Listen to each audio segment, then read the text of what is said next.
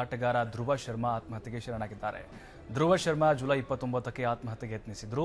ಉದ್ಯಮದಲ್ಲಿ ಆದ ನಷ್ಟದಿಂದ ಖಿನ್ನತೆಗೆ ಒಳಗಾಗಿದ್ರು ಅಂತ ಧ್ರುವ ತಂದೆ ಸುರೇಶ್ ಶರ್ಮಾ ರಾಜಾನಕುಂಟೆ ಪೊಲೀಸರಿಗೆ ದೂರು ಕೂಡ ಕೊಟ್ಟಿದ್ದಾರೆ. ಆತ್ಮಹತ್ಯೆ ಯತ್ನ ಬಳಿಕ ಕೊಲಂಬಿಯಾ ಏಷ್ ಆಸ್ಪತ್ರೆಗೆ ಅವರನ್ನ ದಾಖಲು ಮಾಡಲಾಗಿತ್ತು. ಆದರೆ ಚಿಕಿತ್ಸೆ ಫಲಕಾರಿಯಾಗದೆ ಬೆಳಗಿನ ಜಾವ ಮೃತಪಟ್ಟಿದ್ದಾರೆ.